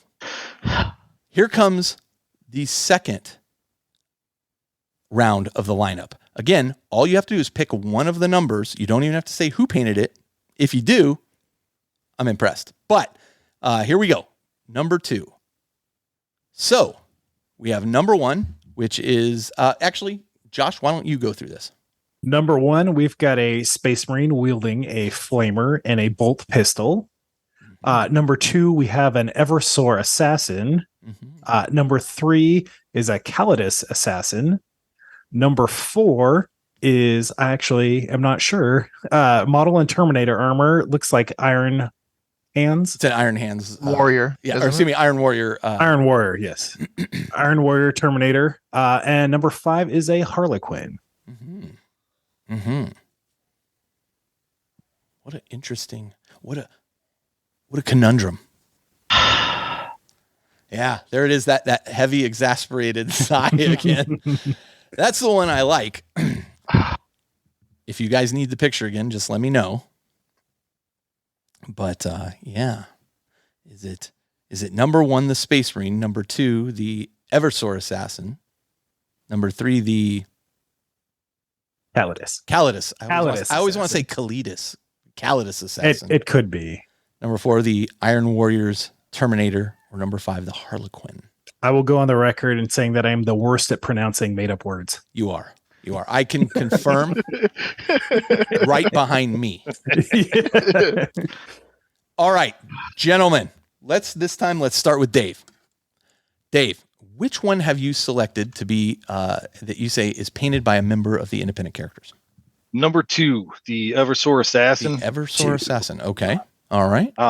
And it just a hunch based on the basing of it, Mm-hmm. and just because you guys are throwing in some like heavy metal box art stuff in here, and I can see those because I'm very familiar with those. Mm-hmm. But I was debating between 1 and 2, and 2 is my guess. All right. 2 is your guess. John Paul, what is your guess? I also went with number 2. All right. The Kalidas assassin, or no, Eversword. Eversword The assassin. Number 2. All right. And Dustin, what is your guess? I went with number 4. That looks like a competition piece for a certain somebody who taught some painting classes. Interesting. All right. Number 4 looks like a competition for somebody. All right. Let's take a look. I just want to take another look. Oh, number 4 kind of does look like a competition piece. We do have a couple talented painters painting Iron Warriors. Gentlemen, the correct answer is number 2. Number 2. The Eversword assassin, painted by none other than Josh Sawyer. So two of you got infamously featured in my contrast video that I put out. Oh, I don't know when that was. Contrast Paint's first release, which was 5 or 6 years ago at this point. Yeah, that was quite the video. You should attach that video to the end of this on the YouTube channel if you still have it. We'll continue. So that, by my computation, that brings Dave to 15 points. Dave is in the lead. Yeah. Dustin and John are now tied at 11. This is anybody's game. Oh, man. Wow. Think long. All right. Think long, think wrong. All right. Now, again, the third round here is a little bit different. You are going to get 5 points. All of these models have been painted by a host of the independent characters. You will get 5 points for each one that you can assign a name to. All right? And so, this is correctly identifying who painted which of the models. Right. And they'll still be numbered 1 through 5. Yep. And you just you put a name. You don't have you have to do a last name, just the first name. You don't even have to spell the first name right. I can't spell Josh. All right. He can't even call me Josh. It's always No, Jody. I usually call him Jody. Listen, when you have Josh, Jody, and Justin, you guys keep it straight. So, with no further ado, and we'll give you a little bit of time to look at this one. You guys can think about this as we discuss it. But here we go. Number 1 looks like a Iron Warriors Chaos Space Marine. Number 2, that's a Dalak Necromunda gang member. Number 3 is a Grey Knight Terminator. Number 4 is an Ambot from Necromunda. Oh, I was drawing a blank there. Number 5 is Typhus of the Death Guard. The original Typhus model, I might add. So number 1, Chaos Space Marine, Iron Warrior. Number 2, Dalak gang member. Number 3, Grey Knight Terminator. Number 4, Ambot from Necromunda. And number 5, the original, Typhus. Original flavored plague. All right. Well, Josh, Well, I know all of these. So. I know these as well. I know these as well. This is going to be an interesting round. This could really shake up the score here. This could how things go. I'm actually, as we were creating the games and such, I was, we were both concerned. Well, are they going to be hard enough? Are they too easy? Are they too hard? It's a little tricky picking out exactly what to do. But this is striking that balance. This is a good tiebreaker here, I think. But each round gets worth more points, so who knows? Who knows where we're going to wind up? All right, I'm gonna stop sharing the screen. All right, gentlemen. Dustin still looks like he's writing. This is a little longer one, so I'll give a few more seconds if you need it, Dustin. I'm set now. You're prepared? Oh, you think so? All right. I'm Dustin, ready to be wrong. Dustin, let's have you go first, and you tell us who did number 1, the Chaos Space Marine. Number 1, I think, was Jody. Okay. Number 2? Number 2, I believe, was Adon. So you're saying number 2, Adon painted the Dalak gang member. Okay. It was a shot in the dark, but I know he doesn't famously like to paint, but I felt good about it. Okay. However that feels. Okay. Number 3, I think it was you, Carl. Okay. Was the Grey Knight. Okay. Number 4, I think, was Josh. Okay. and I think number 5 was Justin. Okay. Good guessing all around, Dustin. We'll give you your points at the end there. John, let's go to you. I'm gonna be honest. I have no idea who did number 1. Okay, fair enough. I was trying really hard to listen. Nobody's going to take any who offense played to Iron this, so don't Warriors. worry about apologizing. Right? Except I could not remember. 2, I think, was Josh. Okay. Just because you guys did that House to Lock episode not that long ago. We did not too long ago. Number 3. 3, I think, might be Jody, but I'm not sure. Okay. I want to say 4 is Justin and 5 is you, Carl. Okay. Because I remember you talking about how much you liked the old Metal Typhus. Okay. And now we go to Dave. Dave, what is your guess? All right. So number 1, I picked Justin just because the only person that I know that does Iron Warriors is my kid, and he's never been a host. And I needed a name, and there you go. It's a good guess. So number 2, Josh. Again, you guys just did a Necromunda series on House to Lock, and it was awesome. 3, Thanks, I went with a Don. Was Okay. really struggling to remember anybody doing Grey Knights anything, and I feel like, man, I probably should have listened to like 60 hours of backlog before this. Nobody could have known what you were walking into, right? buddy. So number 4, Josh, because he's the only person I can remember playing Necromunda. Okay. And 5 is Carl. I know that's Carl's. Okay. So, well, here we go. let's go down the list. Josh, why don't you tell? All right, our lucky contestants. Number 1 was Jody. This is Iron Warriors from Jody's kill team that is now being expanded into a full 40k army.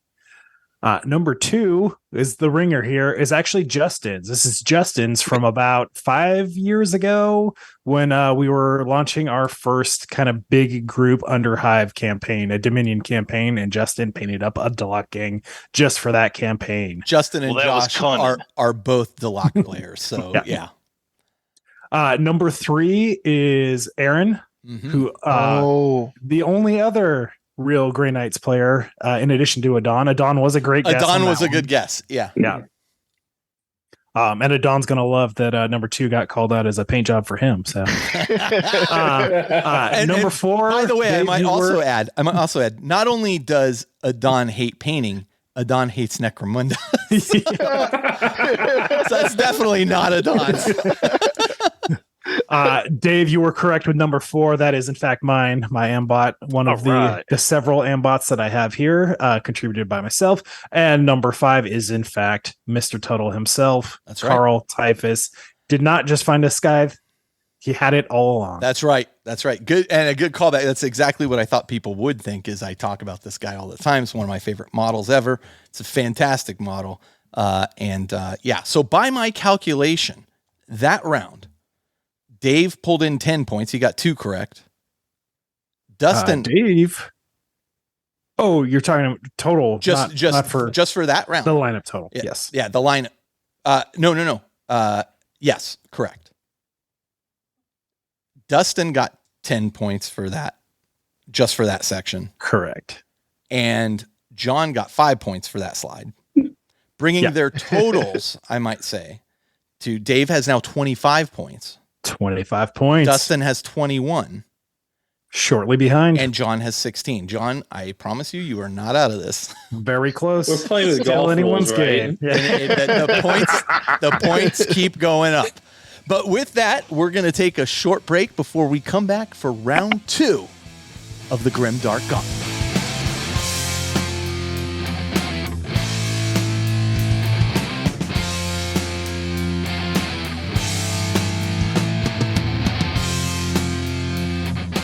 And we're back. We're back with the Grimdark Gauntlet, and we're going into round 3. This one, gentlemen, is called Hobby Fanatic. Warriors of the Imperium, Xenos intruders, and heretics alike, brace yourselves for a challenge that will separate the casual hobbyist from the true devotee of the Warhammer 40,000 universe. A test so specific, only those who have delved deep into the lore meticulously painted every minute detail of their miniatures, and strategized with the fury of a Primarch, will emerge victorious. This round is not just about knowledge. It's about passion, dedication, and an unwavering commitment to the Warhammer 40,000 hobby. Do you possess the tools of a master craftsman, the libraries of forbidden lore, and the tenacity of a Catachan jungle fighter? Only the truest fans, those who have dedicated countless hours to the assembling armies, perfecting paint jobs, and immersing themselves in the vast grimdark lore, will have what it takes to conquer this round. Prepare yourselves and prepare to prove your devotion, champions. In this round, your medal as a Warhammer 40,000 aficionado will be put to the ultimate test. Let the challenge begin. This section is called Hobby Fanatic. Josh, why don't you take this away? Yeah, so this round's a little different, and this one has a time component to it. So this will be the first one to present what we are asking for, will score the points. There are going to be 3 rounds here. Each round is going to be worth a total of 5 points. First item we're looking for, and this is you're going to show 15, us on 15 camera. points. Each round is worth 15 points. Yeah. Each round, 15 points. So there's definitely a good comeback built in here. This is something you're actually going to physically present on camera. And the first thing that we are looking for is a bottle of Nuln Oil or Bad Ab Black. Go! The first one to show us on camera. Oh, it's John. It's John. John had it. He the beat comeback Dave king by a moment. I love working in the studio apartment. Wow. I thought Dustin with his paint booth right behind him there. Dave was so close. My paint desk. I almost grabbed my Seraphim Sepia instead. That's what did me in. All right. Nicely done. That's incredible. All 3 of you having that is amazing. Yeah. I should move my bag closer to me. So we have wow. You know what? John has taken the lead with 31 points. That's a game changer right there. Oh, wow. Dave's at 25. Dustin's at 21. John at 31. Oh, please ask for a primed model next. Oh, it wouldn't be that easy. You know what I'd like? You know what I'd like to see? I'd like to see any Games Workshop model that is still in its shrink wrap.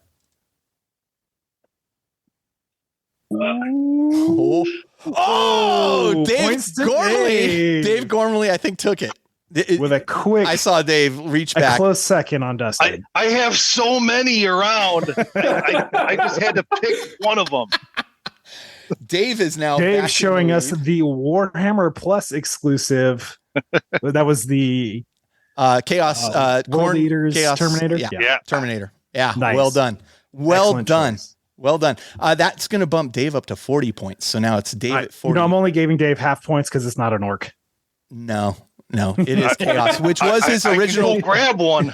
Chaos was his original true love. If you didn't, that's fair. That's fair. Dave is currently at 40. I already wrote down full points. Dustin's at 21, and John is at 31. Tight game. Take it away, Josh. Number 3. We are looking for any Black Library book, 40K specific. Oh God. Dave by a long shot and a good callback to Eisenhorn. I just dropped half a bookshelf on the floor grabbing that too. So well, you got the points for it, so it was well fought for. That is a huge game changer. That is a huge game changer. Dave is sitting at 55 points, hugely in the lead here, to Dustin's 21, to John's 31. I'm just glad Dustin's in last place. I didn't know I had to sprint over into my hobby room. God. Who was it that's in the studio apartment? I am. Oh yeah, John. There you go, John. Yeah, John, I only have close by. An advantage. In my books are audiobooks, so I do a lot of audiobooks now too. And listen, if I had to run and go get any of this stuff, I'd be in trouble too. So because I had to run all the way across. As we were setting this up, killing me. I actually have made my own wash for the last like 10 years in a row. So I don't own a pot of Nuln Oil or Bad Ad Black. And so I would fill that one. All my books are either audio or Kindle these days. Yep. My hard copies are in the garage somewhere. I still have a ton of most hard those. copies of this stuff around. I So, do yeah. like that Dave also came back with Eisenhorn, which Yeah. is the one we were talking about before. full The whole combo. Dan the Abnett, omnibus. Eisenhorn, and he got the name right. Yeah. I also came with Eisenhorn and couldn't also remember the name. Oh, So it's real cool. that means you need to read it again. I brought an Ultramarine book. Well done, gentlemen. Fitting. Well done. Well done. We're not going to make you get up and run anymore. But Okay. now, ladies and gentlemen, and beings of the cosmos, gather round as we traverse time, space, and reality to bring you a contest of such epic proportions it once dictated the fate of entire galaxies. Deep in the forgotten tombs of the ancient Necron dynasties, an enigmatic game was devised. A game of logic, strategy, and unmatched cunning. The stories whisper of an age where the Necron lords, in their quest for supremacy, would pit their intellects against one another. These clashes, played in the binary language of ones and zeros, would determine the ruler of a dynasty, shaping the fate of entire star systems. Their decision matrix so complex, it took millennia for humans to even grasp a fraction of its intricacy. But fear not, for we have bridged the chasm of understanding. With the aid of the revered Adeptus Mechanicus Cogitator, we have decoded and translated this archaic contest into a format relatable to all. Tonight, you will bear witness to a reimagining of this grand game. Contestants will step into the shoes of Necron overlords, battling for supremacy just as the ancients once did. Prepare yourselves for a test of wit, strategy, and destiny. For today, history and fantasy meld in a showdown of cosmic proportions. Welcome to Decrypt the Dynasty. So, this game, here is how this game works. We have presented to you the Dynasty board. Underneath this board is a famous or infamous quote from Warhammer 40,000 lore. Beginning with the player who is currently in last place. Sorry, Dustin. You will pick a letter to be revealed from the board. We will then uncover all the instances of that letter on the board. You can then try to guess what the quote is. The first one to get the quote correct wins 25 points. However, if you guess incorrectly, you will lose 5 points for each incorrect guess.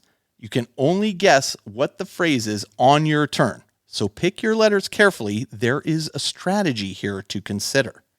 All right?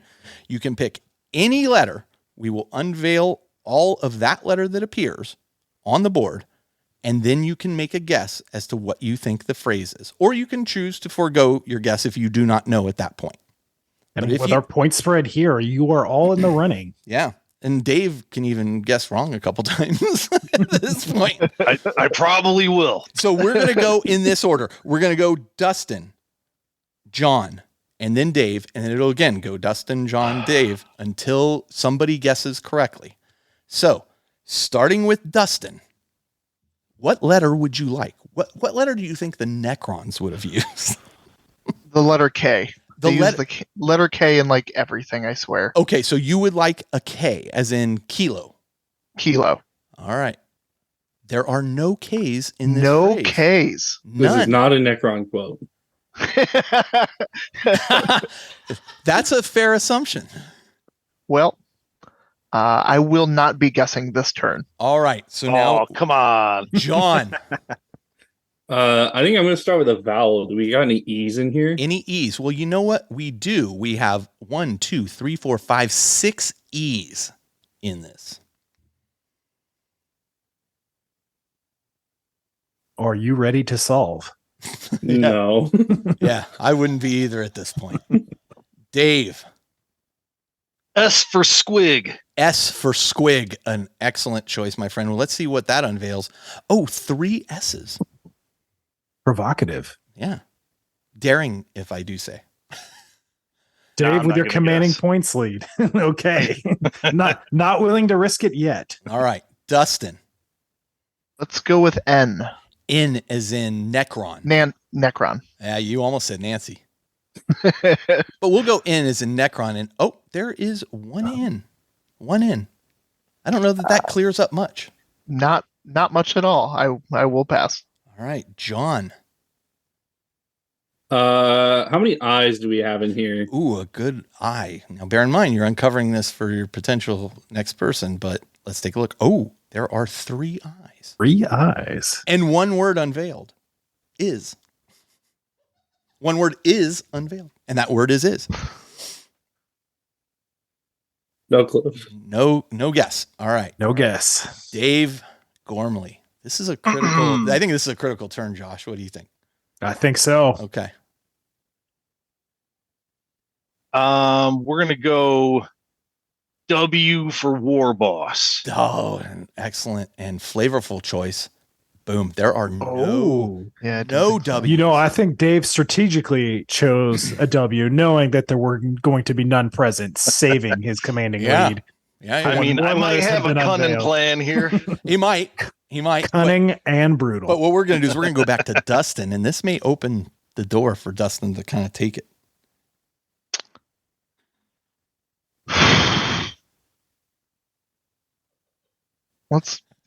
Why not? Let's do N. Wait, no, we already did N. Hang on. Yep. Let's do T for Thompson.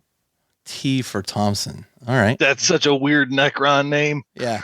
Well, you know, of the Who's their first name? Necron Thompsons. Let's see how many T's are unveiled. Oh, whoa, there's a lot there. We do 1, have 2, several Ts. 3, 4, 5, 6, 7 T's in this quote. We'll give you a few seconds to think about that.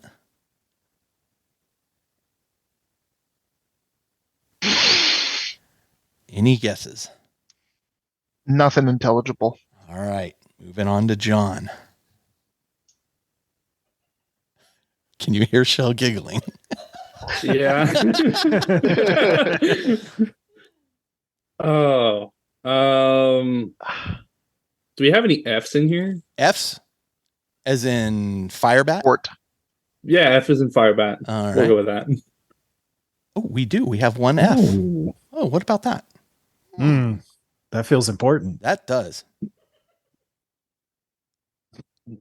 I have like a partial, but I don't think I have it. Okay. It's all or nothing for the points. So Is your partial the word is?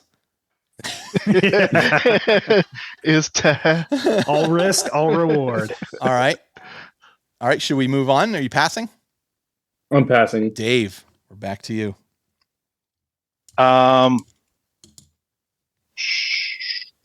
These Necrons were very. We're gonna go O for Orcs. O for Orcs. That's an interesting choice. Let's see what we got. Really? O, we have 2 O's. And you've uncovered a whole other word. We have is and two. Two O's. Yeah, still not super helpful. I'm gonna pass to Dustin. All right, Dustin. That's so surprising. You guys are lucky we're not playing this in binary like the Necron. Yeah, Right. we were gonna do it that way. Binaric. Yeah, but we said, listen. There's only 2 guesses. Second Right. person gets Is it. there a 1? Is there a 0? And the board was like 8,000 characters long. Yeah. But deciphering what it means that's the hard part. Let's go with H as hotel. And H as in hotel. All right. H. Boom. 1, 2, 3 H's. Now, that has been a very interesting choice on Dustin's part, as that has uncovered some very interesting. That feels pretty big to me. That felt big to me. It does, but I just do not. Nothing's coalescing. Okay. All right. I've gotten 2 words, but it isn't the. I got that. Oh, you got 3 It's words. the and It's two. the and Locked two. in. Locked in. Nope. I'm trying to hide that from my fellow contestants. They didn't. Oh, do sorry. Didn't mean to out your strategy. John, you are up.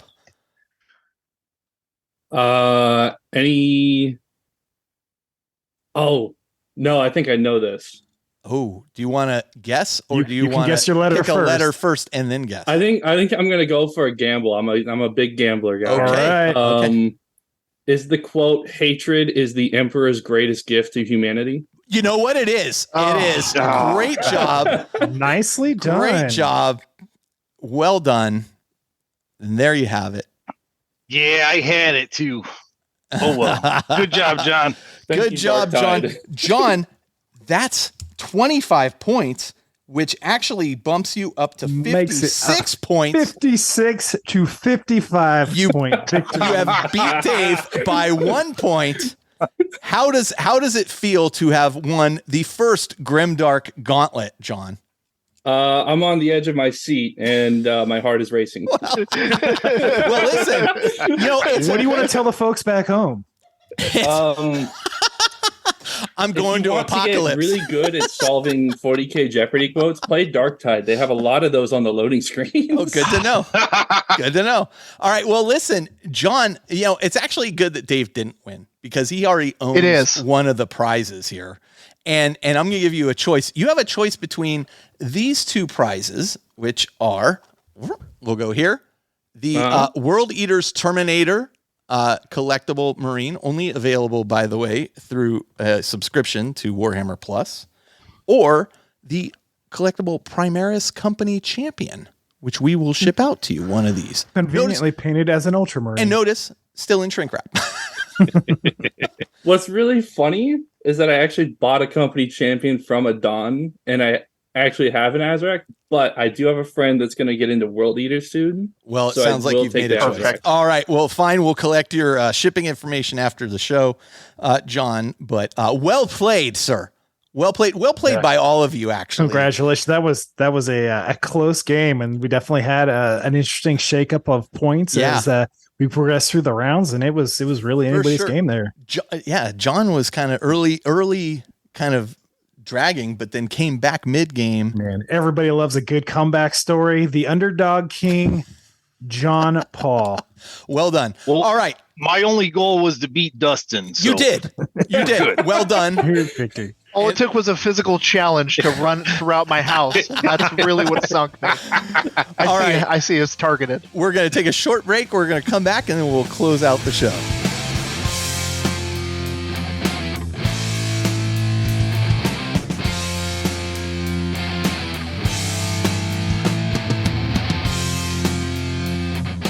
Welcome back, and thank you so much for listening. And I hope you've watched, actually, on YouTube. As we said at the very beginning of the show, this is an episode that I think you're going to get the most from, especially the Dynasty part at the end there on YouTube. That was a hard one to narrate. That's a hard one to narrate, but boy, it's a lot of fun when you're watching it. You know, I know. And what we're hoping is those of you that have played along, actually pause in between questions and like challenge yourself as well. So it's not just watching the contest, but you can actually participate in that aspect. I mean, that's the whole point of, I think, game shows in general is trying to pick what the people should have said, right? John, you're the victor. I'm going to give you kind of, what are your thoughts? I'm sure they're positive on the. I was doing pretty bad at first, but it was still fun to participate. Yeah. But it was more fun to win. It is more fun to win. But no, this is great, and if I definitely had the opportunity, I would do this again. Okay. All right. Well, you know what? At some point, we're gonna have a contest of champions, Josh. If people enjoy this, we will do a contest of champions thing at the end there. So we're gonna add. I just thought of that. We're gonna add John's name to and it only gets harder. Oh. Yeah. And I mean, again, we pulled our participants for this from our Patreon. If you're subscribing, at any level, it gives you access to our Discord. That's where we reach out to everybody and say, hey, who's interested in joining us? And we had several people that, we have actually, Josh, several people from the European area that wanted to participate, but the time wasn't right. So we will set a time where we can do like a European version. Yeah, we'll make ourselves available. Yeah, we'll figure that out. But man, I was surprised at how many people really wanted to be involved in it. So I'm really happy you guys joined us, especially you three. You three are just a fantastic group of people. You're very active on the on the Discord channel all the time, and we really appreciate it. And appreciate as soon as I saw who we had, I was like, oh yeah, Dave was super fun to meet at Adepticon earlier this year. Yeah. Dustin, I believe you're in every single Discord group that I'm also in. Yeah. A lot of crossover there. And John, I shipped you a model. The You're Pope. an active part of our community. Yeah. The Pope. So fitting Dave, what are your thoughts on this experience, having gone through the inaugural episode of the Gauntlet? So I was confident I was going to do awful because I'm really bad with trivia, but I really like the way this was structured, and the events were unique. It was a lot of fun. And I mean, yeah, I can't wait to see you guys do more. The other thing is, if I were going to Adepticon next year, Josh and I were talking about doing this live too. I think that would be a lot of fun. That'd be amazing. A live version with crowds and everything would be pretty fun. 2025. So we'll do it. We'll look forward to it in 2025. Yeah, I think. I would have to fight people to get into that room to see that. Definitely.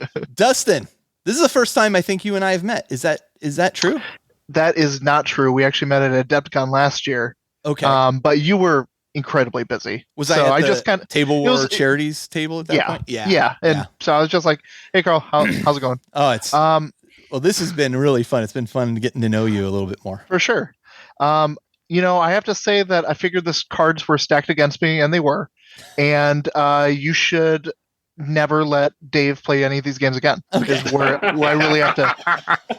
It's insider trading, insider info, and it was rigged, and we can all see it. You know what? If fisticuffs occur, make sure somebody's filming that. We'll put that as some bonus content. Dustin, you'll also be happy to know Dave did fail the one orc question in the He trivia. did, and he's the progenitor of orc questions only. Yeah. That's shameful. That's been my thing. Well, guys, thank you so much. And honestly, thank you for your support on the Patreon. I hope you guys had fun. I know we had a lot of fun doing this. If anybody out there is looking to get involved and you're already on our Patreon, well, make sure you're in that Discord channel, and we perk up a couple days before we're going to actually record and kind of let people know what's going on. But additionally, if you're not a member of that Patreon and you want to be and see some additional content and stuff, or hear some additional content as well, we are providing some of that there too. So you can find more about our Patreon on our website, theindependentcharacters.com, or on our Facebook group. I think we have a link within there too. Or you can just search Patreon for The Independent Characters. No A in independent. Other than that, Josh, we got the YouTube channel going pretty good. We got a YouTube channel. Content such as episodes like this are going to be, heavily be prominent there. Definitely the best way to engage with some of our content. We'll definitely still have more small short form video specific episodes, but similar full episodes like this. Definitely the place to watch it. Check it out on YouTube. And the other thing I will say is that if you would like to give us any feedback, you love this, you want to see more of it, you want to see the next group of contestants run through the gauntlet, let us know in one of our various community areas. You know what else we could do? I just thought about that. I'm really hoping this hits, because here's the thing. We put a lot of work into setting it up. But not only that, we were excited to do it. I think we thought we had a very fun idea. And so we were excited to, it was fun hosting it. I had a good time hosting it. We could get other content creators within the 40K realm to do a content creator version of it. We could do all kinds of stuff like that. Absolutely. Love to see that. I like the idea of the challenges. contest of champions too. It was a fun way for us to bring the community together in yet another way, not just a community warrior lodge or something like that, but you guys actively participating, everybody that you are involved with in the community, whether you're playing in person or interacting on Discord or something like that, they know a little bit more about you now. And so that's great. So if you haven't gone to our YouTube channel and given us a like there, please do it. It really does help us out there. And subscribe to us there. It costs you nothing to do. It's just for fun. And if you need to leave us reviews on your podcast aggregator of choice. And we love that too. So I think that's it, unless anybody else has anything else they want to throw out there, and you're welcome to at this point. No? All right. Well, until next time, we are coming to you from the Astronomicon and around, where to the victor goes the spoils. Jump. Where the gauntlet is challenging, but everybody gets 10 points for painted models. Where no grudge is greater than those between friends in meaningless competition. And if you're dead last, you're dusting. And also, where an underdog can always come back for a swinging victory. Yes. Well done, gentlemen. Thank you so much. We have had a great time, and we really appreciate your continued participation. Thank you. I want to see this rivalry grow. Yeah, me too.